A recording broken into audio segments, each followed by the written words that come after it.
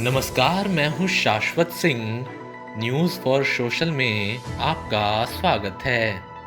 रामविलास पासवान का जन्म बिहार के खगड़िया जिले में 5 जुलाई 1946 को हुआ। उनका प्रारंभिक जीवन यहीं बीता। कोसी कॉलेज से उन्होंने पारा स्नातक की डिग्री हासिल की और सिविल सेवा उत्तीर्ण कर ली।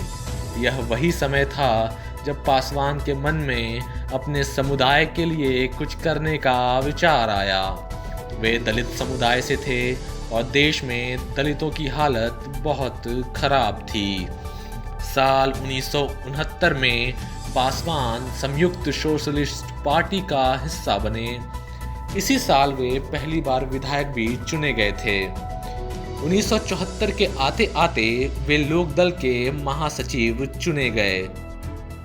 इंदिरा गांधी ने जब देश में आपातकाल लगाया तो इन्हें जेल भी जाना पड़ा।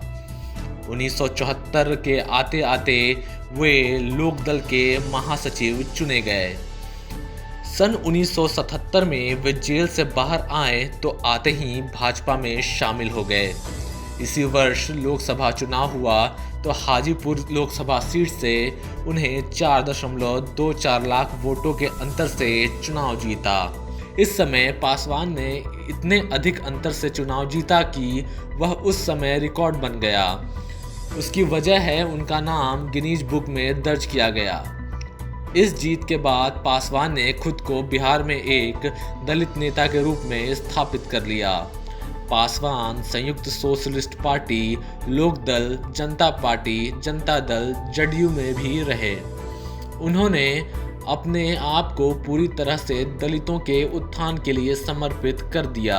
कैबिनेट मंत्री के रूप में शपथ लेने वाले पासवान शायद अकेले ऐसे नेता हैं जिन्होंने 6 अलग अलग प्रधानमंत्रियों विश्वनाथ प्रताप सिंह, HD देवेगौड़ा, IK गुजराल, अटल बिहारी वाजपेयी, मनमोहन सिंह और मोदी के कैबिनेट में काम किया है। केंद्र में चाहे यूनाइटेड फ्रंट हो, राजग हो या संप्रंग हो, पासवान को अधिकतर सभी गठबंधन का हिस्सा बनने का मौका मिला है। तो आइए पहले ये समझ ले कि पासवान को क्यों कहते हैं मौसम वैज्ञानिक। 9वीं लोकसभा सन 1989 में पासवान फिर से सांसद बने और राजीव गांधी सरकार के खिलाफ चुनाव जीते। VP सिंह सरकार में केंद्रीय श्रम एवं कल्याण मंत्री बने। साल 1996 में वह कांग्रेस समर्थित देवेगौड़ा सरकार में शामिल हुए और एक बार फिर केंद्रीय मंत्री बनाए गए। यहाँ उन्होंने एक बार फिर सियासत के बदलते मिजाज को भांपा और अटल बिहारी वाजपेयी की NDA सरकार में शामिल हो गए और एक बार फिर केंद्रीय मंत्री बने।